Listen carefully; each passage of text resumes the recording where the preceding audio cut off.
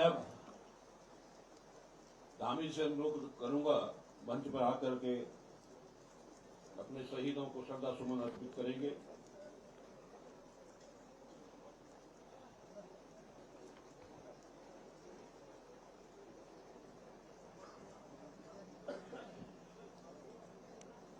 भारत माता की, भारत माता की। उत्तराखंड के बलिदानी अमर रहें, उत्तराखंड के बलिदानी अमर रहें। मसूरी गोलीकांड की बरसी पर हमारे सभी बलिदानियों को, शहीदों की स्मृति में आयोजित इस श्रद्धांजलि सभा में मंच पर आसीन अभी आप सबने जिनको सुना, आप सबके लोकप्रिय विधायक और उत्तराखंड सरकार के कैबिनेट मंत्री आदरणीय गणेश जोशी जी, अध्यक्ष नगर पालिका परिषद मसूरी श्रीमती मीरा सकलोनी जी, पूर्व विधायक हमारे बड़े भाई आदरणीय जोत सिंह बंसोला जी, मनमोहन सिंह मल्ल जी, श्री भगवान सिंह घनाई जी, अध्यक्ष शहीद स्मारक समिति, और मेरे साथ उत्तराखंड सरकार में आंदोलनकारी परिषद सम्मान समिति के उपाध्यक्ष भाई सुभाष बतवाल जी, सरोज पवार जी, मनु कैंथुरा जी, विजेंद्र नेगी जी, रजत अग्रवाल जी एवं यहाँ पर उपस्थित हमारे श्री ओपी उनियाल जी, अनूप गुप्ता जी और सभी आए हुए सभी मेरे बड़े बुजुर्ग, सभी उपस्थित माताएं, बहनें, सभी मेरे नौजवान साथी, सभी आंदोलनकारी भाइयों एवं बहनों, हमारे मीडिया के सभी मित्रों, मैं सबसे पहले तो उत्तराखंड राज्य स्थापना के लिए अपना सर्वोच्च निछावर करने वाले अमर बलिदानी स्वर्गीय बलबीर सिंह नेगी, स्वर्गीय बेलमती चौहान, स्वर्गीय हंसा धनाई जी, स्वर्गीय धनपत सिंह जी, स्वर्गीय राय सिंह बंगारी जी, स्वर्गीय मदन मोहन गोसाई जी को अपनी एवं समस्त उत्तराखंड वासियों की ओर से भावहीन श्रद्धांजलि अर्पित करता हूं। साथ ही में उन सभी राज्य आंदोलनकारियों को भी नमन करता हूं जिन्होंने हमारे बेहतर भविष्य के लिए अपने वर्तमान को दांव पे लगाकर उत्तराखंड राज्य के निर्माण में अपना अद्वितीय योगदान दिया। भाइयों बहनों, आज का दिन हमारे राज्य के इतिहास में सदैव काले अध्याय के रूप में अंकित रहेगा। आज से ठीक एक दिन पहले 1 सितंबर 1994 खटीमा का गोलीकांड हुआ था और मैं भी उस समय विद्यार्थी था। मैंने भी उस आंदोलन को नजदीक से देखा, हजारों हजार की संख्या में किस प्रकार से वहां पर भी हमारे निहत्थे आंदोलनकारियों पर बर्बरतापूर्वक लाठीचार्ज किया गया, गोलियां चलाई गई। 7 लोग उस आंदोलन में अमर हो गए। इसी प्रकार अगले दिन उसकी प्रतिक्रिया स्वरूप मसूरी का ये गोलीकांड हुआ, जिसको हम प्रत्येक वर्ष अपने उन अमर बलिदानियों की स्मृति में यहाँ श्रद्धांजलि सभा के रूप में प्रत्येक वर्ष उनका स्मरण करते हैं। भाइयों बहनों, मुझे क्योंकि आज थोड़ा आपदा का भी आप देख रहे हैं कि पूरे राज्य के अंदर आपदा आई हुई है, लेकिन मैं अपने आंदोलनकारियों को नमन करता हूं कि उनके आंदोलन के कारण, उनके शहादत के कारण, उनके बलिदान के कारण, हमारे उत्तराखंड आंदोलनकारियों के संघर्ष के कारण हमको राज्य प्राप्त हुआ, उत्तराखंड राज्य मिला। और मैं थोड़ा अपना ये सौभाग्य मानता हूं कि क्योंकि बचपन से मैं आंदोलन से जुड़ा रहा और कल भी मैंने कहा, कल खटीमा में भी, कि मैं अपने आप को सौभाग्यशाली मानता हूं कि मुख्य सेवक के रूप में जिस दिन से मैंने काम करना प्रारंभ किया इस जिम्मेदारी पर, आज 5वां वर्ष है कि मैं खटीमा भी 5वें वर्ष हर साल गया 5 सालों में से, और यहाँ भी, और हमारा जो मुजफ्फरनगर तिराहा है जहाँ मुजफ्फरनगर कांड हुआ, वहाँ भी मुझे श्रद्धांजलि देने का अवसर प्राप्त हुआ। भाइयों बहनों, 2 सितंबर 1994 का ये दिन मसूरी की वीर भूमि पर शांतिपूर्ण आंदोलनकारी लोगों पर जिस प्रकार से गोलियां का उनको सामना करना पड़ा, लाठियों का सामना करना पड़ा, सच में उसकी जितनी निंदा की जाए वो कम है। और इस भीषण गोलीकांड में हमारे 6 आंदोलनकारी शहीद हुए, जिनमें 2 महिलाएं भी शामिल हुई। इस पूरी घटना ने पूरे देश को हिलाकर रख दिया था। उस दिन को इस प्रकार से बर्बरता को याद करके हम जब भी याद करते हैं आंखें नम हो जाती हैं।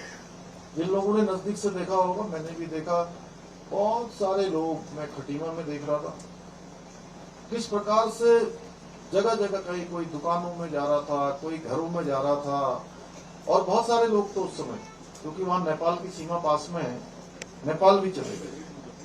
और ये घटना उस समय के जो सत्ताधारी दलों के लोग थे, उनके दमनकारी रवैये का प्रतीक थी, जिन्होंने एक शांतिपूर्ण आंदोलन को बिल्कुल निर्दयता के साथ कुचलने का प्रयास किया। आज का दिन हमें ये याद दिलाता है कि उत्तराखंड की नींव हमारे बलिदानियों ने अपने खून से सींची है। भाइयों बहनों, ये राज्य हमारे आंदोलनकारियों के त्याग, तपस्या और बलिदान का ही प्रतिफल है। इसलिए हमारी सरकार राज्य आंदोलनकारियों के सपनों का उत्तराखंड बनाने के लिए कृत संकल्पित होकर निरंतर कार्य कर रही है। आज के इस अवसर पर मैं आप सभी को ये विश्वास दिलाता हूं कि हमारी सरकार जब तक राज्य आंदोलनकारियों की अपेक्षाओं की, उनकी आकांक्षाओं को पूरा कर नहीं लेगी, तब तक चैन से नहीं बैठेगी, आराम से नहीं बैठेगी। हमारी सरकार ने राज्य आंदोलनकारियों के प्रति अपनी कृतज्ञता को प्रकट करते हुए उनके आश्रितों को, जिसके लिए अभी सुभाष बटवाल जी ने बताया कि राज्य की विधानसभा में विधेयक लाकर 10% का क्षैतिज आरक्षण लागू किया है। हमने शहीद आंदोलनकारियों के परिवारों को जो शुरू में 3,000 रुपए की मासिक पेंशन की सुविधा भी प्रारंभ की, साथ ही घायल और जेल गए आंदोलनकारियों को 6,000 रुपए और 4,500 रुपए प्रति माह पेंशन भी दी जा रही है। पहले के समय में राज्य आंदोलनकारियों के केवल एक आश्रित को क्षैतिज आरक्षण की व्यवस्था थी, परंतु अब जो नया विधेयक आया है उसमें चिन्हित आंदोलनकारियों की प्रत्येकता, विधवा और तलाकशुदा पुत्रियों को भी इस आरक्षण का लाभ मिल सकेगा। यही नहीं, हमारी सरकार ने चिन्हित राज्य आंदोलनकारियों को पहचान पत्र जारी करने के साथ ही 93 आंदोलनकारियों को राजकीय सेवाओं में सेवायोजित भी किया है। इतना ही नहीं, हमने राज्य आंदोलनकारियों के बच्चों को स्कूलों और कॉलेजों में निःशुल्क शिक्षा की व्यवस्था भी की है। इसके अलावा आंदोलनकारियों को सरकारी बसों में निःशुल्क यात्रा की सुविधा भी उपलब्ध कराई जा रही है। भाइयों बहनों, उत्तराखंड के आंदोलन में हमारी मातृशक्ति का बहुत बड़ा योगदान है।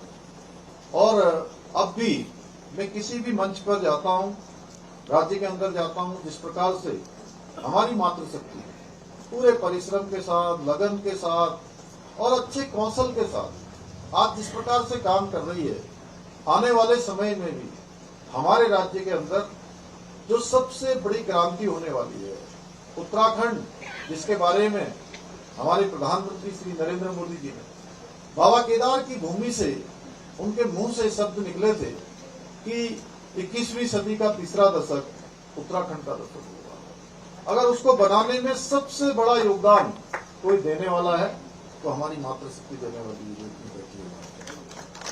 सबने एक बार ताली बजा दी। इसी को देखते हुए हमारी सरकार ने राज्य की मातृशक्ति को नमन करते हुए राज्य सरकार की नौकरियों में महिलाओं के लिए 30% का क्षैतिज आरक्षण लागू करने का ऐतिहासिक निर्णय लिया है। भाइयों बहनों, हमारे बलिदानियों का सपना था कि एक ऐसा उत्तराखंड बने जहां हमारे उत्तराखंडी भाई बहनों के समान अधिकार हो, जहां हमारी संस्कृति, भाषा, परंपराओं का संरक्षण हो और हर व्यक्ति को सम्मान मिले। इसी उद्देश्य से पूरे देश के अंदर सबसे पहले समान नागरिक संहिता लागू करके राज्य में सभी नागरिकों के लिए समान अधिकार और कर्तव्य सुनिश्चित किए हैं। राज्य के अंदर रहने वाले अब हर वर्ग, हर पंथ, किसी भी जाति, किसी भी समुदाय, किसी भी वर्ग, उत्तराखंड देश का पहला राज्य हो गया है जहां सबके लिए एक समान कानून लागू हो गया है, जो भारत के संविधान की अनुच्छेद 44 में संविधान निर्माता इसका प्रावधान कर गए। हम सबको गौरव है कि हमने संविधान निर्माताओं के सपनों को भी धरातल पर देवभूमि उत्तराखंड में सबसे पहले उतारने का काम किया है। वहीं प्रदेश के युवाओं को पूर्ण पारदर्शिता के साथ समान अवसर उपलब्ध कराने के लिए देश का सबसे प्रभावी नकल कानून भी हमने लागू किया है। आप सबको याद होगा, पहले के समय में कोई सरकारी नौकरी की भर्ती प्रक्रिया होती थी और भर्ती प्रक्रिया के तत्काल बाद वो भर्ती प्रक्रिया स्थगित हो जाती थी या विवादों में आ जाती थी। उसके बाद प्रश्न चिन्ह खड़ा हो जाता था। परीक्षा हुई और प्रश्न चिन्ह खड़ा हो गया कि इसका तो पेपर लीक हो गया, इसमें तो भ्रष्टाचार हो गया, इसका तो प्रश्न बैंक जिसको बोलते क्वेश्चन बैंक पहले ही बाहर आ गया, पेन ड्राइव से नकल हो गई, पर्चा लीक हो गया, माफिया हावी हो गए, जो योग्य नहीं थे वो तो भर्ती हो गए या उनका चयन हो गया। जो गरीब माता पिता के बेटे और बेटियां थी, जो योग्य भी थी और हर प्रकार से प्रतिभा और योग्यता भी रखते थे, उनका चयन में कहीं नंबर नहीं आता था। भाइयों बहनों, मैं आज अपने इन राज्य के बलिदानियों के इस स्मरण दिवस पर आप सबके सामने कहना चाहता हूं कि चाहे ये हमारे अमर बलिदानी हों जिन्होंने उत्तराखंड राज्य के लिए अपने प्राणों को निछावर किया, या हमारे राज्य के लिए जिन्होंने लंबा संघर्ष किया, उन सबके मन में होगा कि गरीब माता पिता के बेटे बेटियों की योग्यता, क्षमता और प्रतिभा के साथ किसी भी प्रकार का अन्याय नहीं होना चाहिए, उनकी मेहनत पर कोई डाका नहीं डालना चाहिए। और जैसे ही मुझे मालूम चला, जैसे ही मेरे सामने सूचना आई कि ऐसे ऐसे नकल हुई है, ऐसे ऐसे नकल माफिया हावी है, मैंने किसी की परवाह नहीं की, क्योंकि मैंने अपने भविष्य के कर्णधारों के भविष्य का पूरी तरह से हमारे ध्यान में था कि इनके भविष्य के साथ कोई खिलवाड़ नहीं होना चाहिए। और हमने नकल माफियाओं के खिलाफ कार्रवाई का आदेश किया। उसका परिणाम हुआ 100 से ज्यादा नकल माफिया जेल की सलाखों के पीछे गए। और उसके बाद आप जानते होंगे, जब हम नकल माफियाओं के खिलाफ कार्रवाई कर रहे थे तो कुछ लोग हमारे इन्हीं युवाओं को, हमारे छात्रों को, छात्राओं को बरगलाने का काम कर रहे थे, हमारे खिलाफ भड़काने का काम कर रहे थे, सड़कों पर तोड़फोड़ करने के लिए प्रेरित कर रहे थे भाइयों बहनों। लेकिन हमने कहा कि हम सच्चे हैं तो सांच को क्या आंच। जब नीति और नियत साफ है और हम किसी अच्छे उद्देश्य के लिए काम कर रहे हैं तो थोड़े ही दिनों में सारे युवा नौजवानों की भी भली बात समझ में आ गया कि जो काम हो रहा है वो राज्य की भलाई के लिए हो रहा है, नौजवान युवाओं के अच्छे भविष्य के लिए हो रहा है। और सारे युवाओं को समझ में आया। और उसके बाद हम यहीं रुके नहीं, जहां हमने माफियाओं के खिलाफ कार्रवाई करी वहीं हमने पूरे देश का सबसे कठोर नकल कानून भी लागू किया। और उस नकल कानून का ये असर हुआ। अभी हम लोग धनोल्टी के एक क्षेत्र में गए थे, वहां नैनबाग में मैंने देखा कि उस क्षेत्र से भी एसडीएम बन रहे हैं, तहसीलदार बन रहे हैं। और केवल एक मैं टेहरी की बात नहीं कर रहा हूं, मैं मसूरी के आसपास की बात नहीं कर रहा हूं, सुदूरवर्ती चमोली जाएं, उत्तरकाशी जाएं, पिथौरागढ़, बागेश्वर, चंपावत, ऐसे सुदूरवर्ती क्षेत्रों से भी हमारे गरीब माता पिता के बेटे और बेटियां आज वो पीसीएस की परीक्षा में उत्तीर्ण हो रहे हैं, उनका नंबर आ रहा है, वो भी एसडीएम बन रहे हैं, वो भी तहसीलदार बन रहे हैं। और इसका परिणाम ये हुआ है कि पिछले 3.5 वर्षों में लगभग 25,000 नौजवान युवाओं ने निष्पक्ष पारदर्शिता के साथ नौकरियां प्राप्त करने में सफलता प्राप्त की है। भाइयों बहनों, एक पृथक राज्य की परिकल्पना में हमारे प्रदेश में डेमोग्राफी संरक्षित रखने की चिंता भी शामिल थी। हमारी सरकार देवभूमि उत्तराखंड की डेमोग्राफी को बचाए रखने के लिए पूरी तरह से प्रतिबद्ध होकर निरंतरता के साथ काम कर रही है। जहां हमने प्रदेश में एक सख्त धर्मांतरण रोधी कानून लागू किया है, वहीं हमने लव जिहाद, हमारी बहन बेटियों को बहलाकर फुसलाकर तमाम प्रकार से अपनी पहचान छुपाकर गलत जानकारी देकर उनके भविष्य के साथ जो खिलवाड़ किया जा रहा था, हमने उसके खिलाफ भी कठोर कार्रवाई की है। लैंड जिहाद के खिलाफ कार्रवाई की है, लव जिहाद के खिलाफ कार्रवाई की है और थूक जिहाद जैसे कुकृत्यों के को रोकने के लिए भी हम सख्त कार्रवाई अमल में लाए हैं। आपने देखा होगा, लैंड जिहाद माफिया प्रदेश में बिना डर के कहीं पर हरा, नीला, पीला ऐसा कपड़ा डालकर हमारी बेशकीमती सरकारी जमीनों को कब्जा कर रहे थे। हमने प्रदेश में इस सुनियोजित लैंड जिहाद के खिलाफ कार्रवाई करते हुए 9,000 एकड़ तक, अभी 9,000 एकड़ से अधिक सरकारी भूमि को इन लैंड जिहादियों से मुक्त करवाया है। यही नहीं, हमने प्रदेश में करीब 550 के करीब अवैध रूप से निर्मित मजारों को भी ध्वस्त किया है। वहीं वन भूमि पर अतिक्रमण करके बनाई गई 2 अवैध मस्जिदों को भी हमने हटाया है। इसके साथ ही हमने प्रदेश में दंगों की राजनीति करने वाले इनको भी सबक सिखाने के लिए एक सख्त दंगा रोधी कानून बनाकर दंगों में होने वाले नुकसान की भरपाई अब उन्हीं दंगा करने वालों से, चाहे वो सरकारी संपत्ति हो या निजी संपत्ति हो, उन्हीं से इसकी भरपाई भी हमने सुनिश्चित की है। इसके अलावा अभी हाल ही में हमने राज्य में नया कानून लाकर मदरसा बोर्ड को भी समाप्त करने का निर्णय लिया है। इस कानून के लागू होने के पश्चात 1 जुलाई 2026 के बाद उत्तराखंड में अब केवल वही मदरसे संचालित होंगे जिनमें हमारे सरकारी बोर्ड, माध्यमिक शिक्षा बोर्ड के द्वारा जिनको मान्यता होगी, जिनका निर्धारित पाठ्यक्रम पढ़ाया जाएगा। यही नहीं, हमारी सरकार ने राज्य में अवैध रूप से संचालित लगभग 250 से अधिक ऐसे मदरसों को बंद भी करवाया है। हमारा प्रयास है राज्य में शिक्षा के मंदिर स्थापित हों, जहां तय मानकों के अनुरूप गुणवत्तापूर्ण शिक्षा दी जाए, न कि शिक्षा के नाम पर 500 साल पुरानी कबीलाई मानसिकता की ओर धकेला जाए।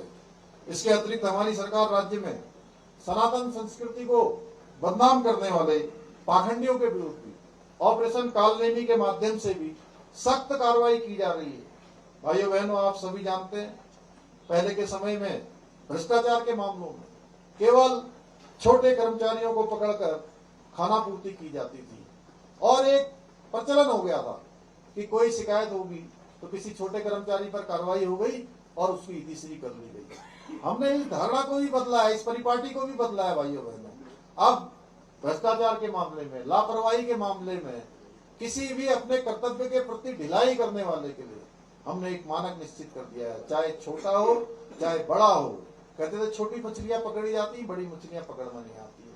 भाइयों बहनों, मैं आज के दिन कहना चाहता हूँ, छोटी मछलियां नहीं, बड़ी मछलियां नहीं, अब अगर भ्रष्टाचारी रूपी कोई मगरमच्छ भी होंगे तो उन मगरमच्छों को भी छोड़ा नहीं जाएगा। हम जीरो टॉलरेंस की नीति के तहत कार्रवाई कर रहे हैं और प्रदेश के इतिहास में पहली बार, चाहे आईएएस हो, आईएफएस हो, पीसीएस हो, किसी भी स्तर के अधिकारियों से पिछले 3 वर्षों में भ्रष्टाचार में लिप्त 200 से अधिक लोगों को जेल की सलाखों के पीछे हमने पहुंचाया है। भाइयों बहनों, हमारी सरकार आंदोलनकारियों के सपनों का उत्तराखंड बनाने के लिए विकल्प रही संकल्प के मूल मंत्र के साथ काम कर रही है।